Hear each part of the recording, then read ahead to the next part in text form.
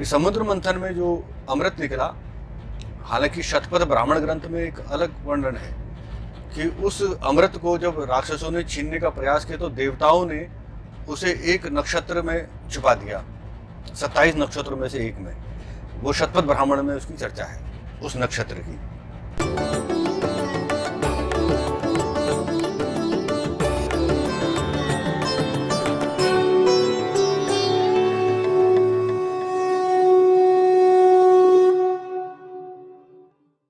ये धरती जो है, भारतवर्ष की जो सीमा है, उस सीमा में कश्मीर भी आता है। और उसको महाजनपद कहा गया है, 18 महाजनपदों में से एक। इस महाजनपद के जो हिमालयन क्षेत्र है, कश्मीर का हिमालयन क्षेत्र, वहीं से सिंधु नदी बहती है। मूल स्थान सिंधु नदी का तिब्बत है, त्रिविष्टप। वैसे लद्दाख जम्मू कश्मीर का ही हिस्सा है और लद्दाख में ही तिब्बत क्षेत्र भी आता है। वहीं से ही सिंधु नदी का उद्गम कहा गया है। और ये कहा गया है कश्मीर में वेदों की रचना हुई। तो उसका अभिप्राय है कि सिंधु नदी में जो तट है पूरा का पूरा बेल्ट, निवास करने योग्य स्थान तो कश्मीर है।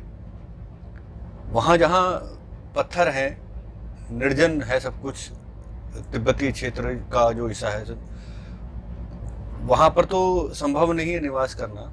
परंतु मनुष्य की उत्पत्ति अगर हम माने कि सिंधु नदी के तट पर हुई, उद्गम स्थल पे हुई, त्रिविष्टप में हुई, तो आप ये मान के चलिए कि वहाँ से अगर पहले जो स्वर्ग कहा गया है धरती का, तो पहले मानव सृष्टि इसी हिमालय क्षेत्र में हुई है, कश्मीर के। और वेदों की जो लेखन कार्य हुआ है वो भी यही हुआ है। और हमारे पाणिनि ऋषि हुए, योग ऋषि, पाणिनि अष्टाध्यायी के भी हैं और योग के भी हैं, और पतंजलि योग के भी हैं और व्याकरण के भी हैं। क्योंकि जो सूत्र लिखे गए हैं किसी बात को गहरे में, तो व्याकरण की दृष्टि से शब्द अर्थ के संबंध को भी सटीक रखना, सही रखना भी जरूरी है। तो इसलिए जो योग की अवस्था है, व्याकरण उसमें बाधक नहीं, साधक है। और व्याकरण को सिद्ध करने के लिए भी योग साधन चाहिए, क्योंकि व्याकरण की जो सूत्रों की, मंत्रों की जो शक्ति है, एक एक अक्षर में वो विद्यमान है, निहित है। तो योग की शक्ति से उन अक्षरों को जब संधि विच्छेद करते हैं, है ना, मिले हुए हैं, उनको अलग अलग करते हैं, एक एक पद का अर्थ करते हैं, तब भाव प्रकट होता है, पता लगा एक नया रहस्य खुल गया। तो ये योग शक्ति से ही चलती है चीजें। इसलिए इस स्थान पर माँ भगवती की विशेष कृपा है, और उसकी विशेष कृपा का परिणाम ये है, एक पौराणिक किंवदंती भी है कि समुद्र मंथन में जो अमृत निकला, हालांकि शतपथ ब्राह्मण ग्रंथ में एक अलग वर्णन है कि उस अमृत को जब राक्षसों ने छीनने का प्रयास किया तो देवताओं ने उसे एक नक्षत्र में छुपा दिया, 27 नक्षत्रों में से एक में। वो शतपथ ब्राह्मण में उसकी चर्चा है, उस नक्षत्र की। और उसको पूरी तरह से सुरक्षित कर दिया गया। उसकी 4 बूंदें जहां गिरी वहां पर हमारे 4 कुंभ लगते हैं। और उसको फिर अमृत कलश को बचाने का और प्रयास हुआ, तो उस प्रयास में ब्रह्मा जी ने, देवताओं ने सब मिलकर माँ सरस्वती से प्रार्थना की और उसे कश्मीर की इस कृष्ण गंगा नदी और जो नदी है मधुमती नदी, उसके तट पर बने उस देव स्थान पर स्थापित कर दिया गया। और माँ शारदा उसमें शिला रूप होकर बैठ गई, ढक दिया, ताकि अब वो अमृत कलश के ऊपर, ये माँ शारदा की ग्लोबल पीठ है, शारदा पीठ, माँ सरस्वती की शारदा पीठ। अब इस पीठ में सर्वज्ञ दर्शन का जो होगा, सर्वज्ञ दर्शन का अर्थ ये है कि हमारे 6 दर्शन हैं।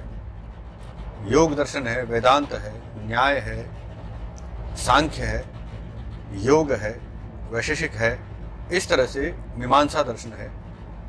और भी हम दर्शन की ये नहीं कहेंगे कि अब यही तक सीमित हो जाएगी, और दर्शन भी ईश्वर की कृपा से रचे जा सकते हैं, उत्पन्न हो सकते हैं। अब हम बौद्ध दर्शन को भी हम स्थान दें, हम चार्वाक दर्शन को भी स्थान दें, या किसी भी दार्शनिक का जो थोड़ा बहुत भी लगता है कि इसमें कुछ विशिष्टता है, उसको भी स्वीकार कर सकते हैं। तो एक दर्शनाचार्य को, एक गुरु को लगभग सभी ग्रंथों के विषय में जानकारी होनी जरूरी है। उसका मर्मज्ञ होना जरूरी है कि वो उनमें अंतर क्या है, उनमें समानता क्या है, और जो वेदों के अनुकूल है या वेदों के प्रतिकूल है या वेदों के हैं के समान ही, कुछ नया नहीं, जो वहाँ है वो ऐसे ही है, या वेदों का विस्तार है और किसी गहराई में। तो ये वेद और दर्शन एक समान चीजें हैं, तो इसलिए सर्वज्ञ पीठ इसे कहा गया है।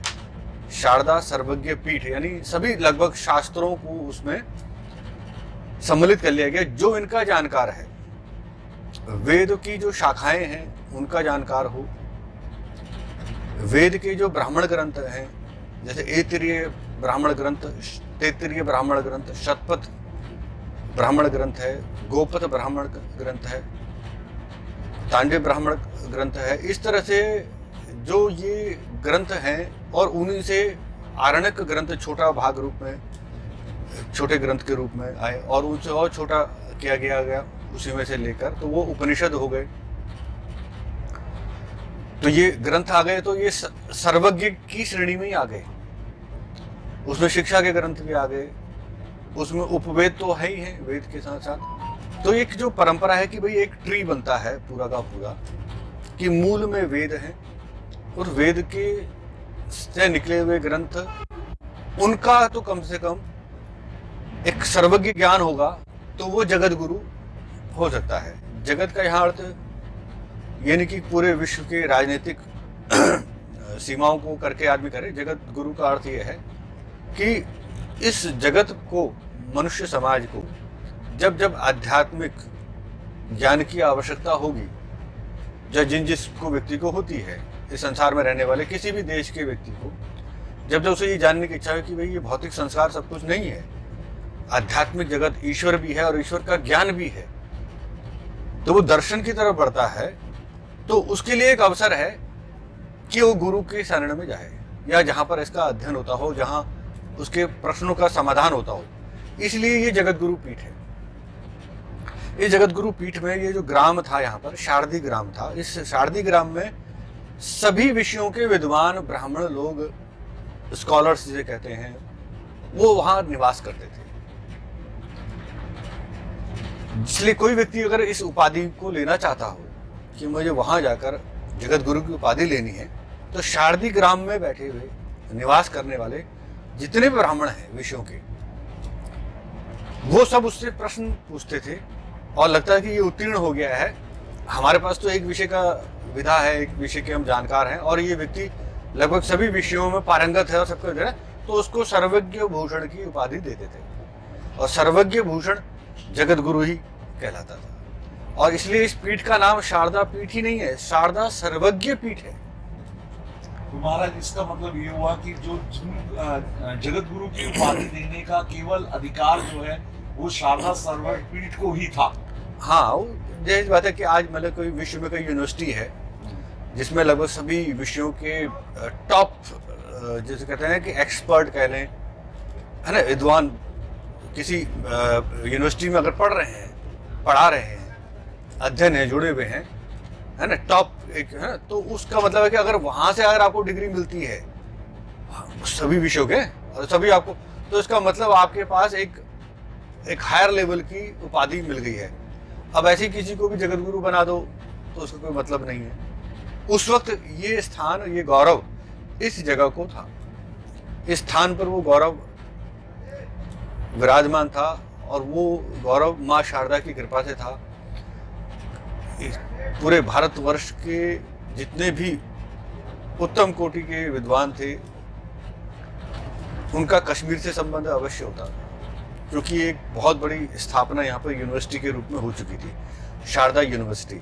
आज जो पीओके के अंदर जो ये पीठ है खंडर रूप में, वहाँ जो वहाँ की जो गवर्नमेंट है, एडमिनिस्ट्रेशन गवर्नमेंट पाक ऑक्युपेड कश्मीर की, उन्होंने भी लिखा है इसको शारदा यूनिवर्सिटी, वहाँ पर वो संबोधित करते हैं। बौद्ध काल में भी जब ज़्यादा प्रचार हुआ तब भी वहाँ यूनिवर्सिटी थी। बात और है कि वो सनातन धर्म से हटकर बौद्ध धर्म को प्राथमिकता देते थे, वो अलग मत है। बौद्ध मत का प्रभाव रहा है जब उस पीरियड में, उसी को प्रभाव को वापस मूल स्वरूप में लौटाने के लिए ही आदि शंकराचार्य जी का अवतरण हुआ।